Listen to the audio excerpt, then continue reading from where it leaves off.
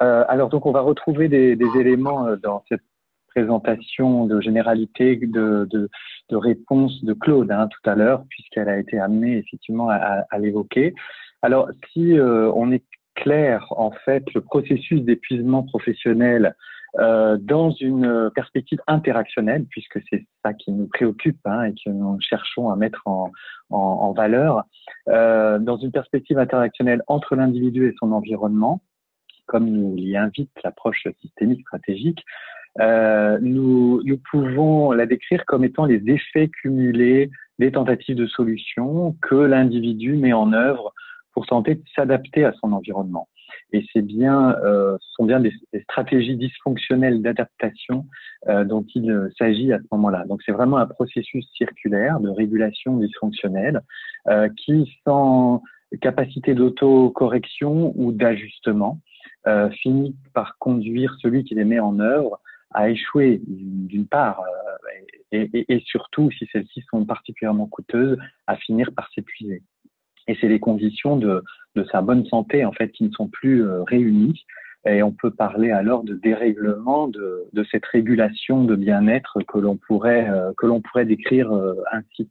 Donc ce que nous éclairons aussi comme avec la lecture internationale comme la santé psychologique ou en tout cas la santé au travail ou le bien-être, ça va dépendre en fait du produit de toutes ces interactions qui se joue entre l'individu et son contexte, c'est-à-dire le rapport qu'il va entretenir face à ce qu'il fait, ce qu'il vit, et qui va dépendre aussi des ressources et des contraintes qui vont être liées soit à lui-même, soit aux autres, soit à la relation au monde ou à son environnement.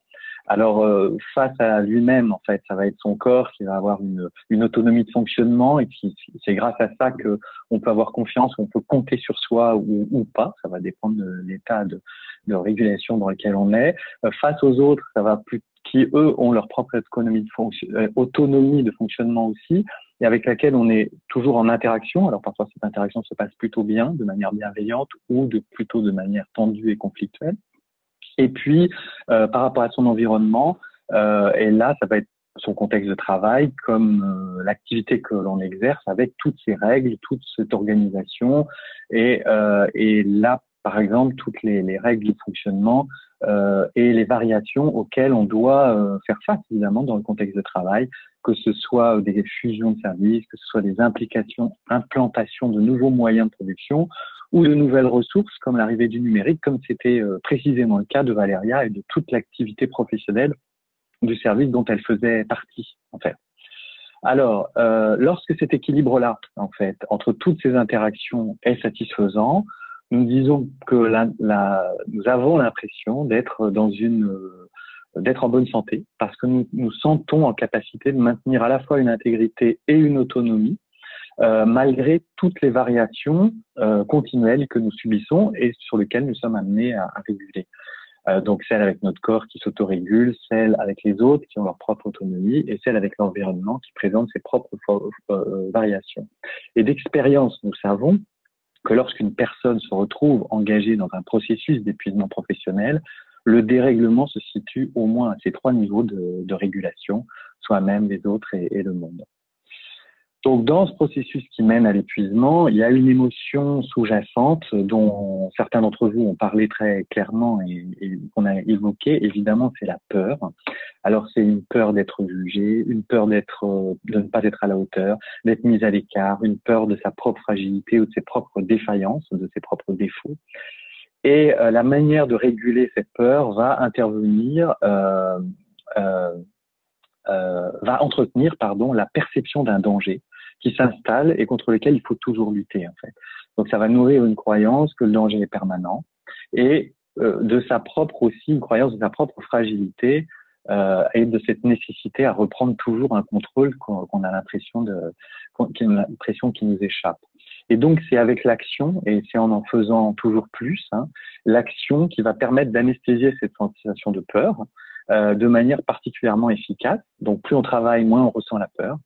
Et avec un bénéfice secondaire, j'ai envie de dire malheureusement, d'un sentiment de toute puissance qui fait que plus on en fait et moins on a peur et plus on se sent on se sent protégé finalement du risque que l'on que l'on pense courir. Et ça va venir valider que c'est finalement la bonne stratégie pour réguler sa peur. Et cet excès d'action va devenir le moteur du processus qui va mener à l'épuisement.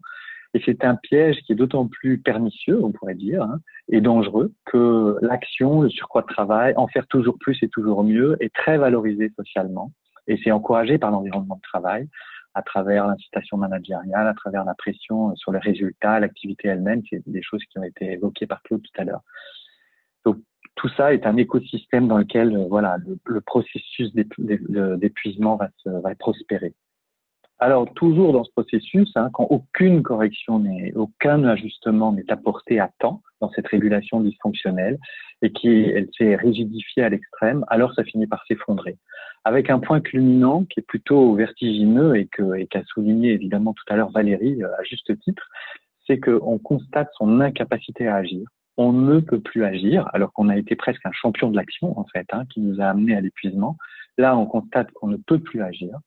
Et en plus, on a un sentiment de perte de sens très grand et très fort. Alors, on pourrait dire de manière un peu provocante que c'est plutôt une bonne nouvelle que tout ce système s'écroule, dès lors que c'était un système d'adaptation très dysfonctionnel, et donc ça ouvre la porte à l'espoir de pouvoir en remettre en place un système adaptatif un peu plus fonctionnel et un peu plus adapté en fait à la situation.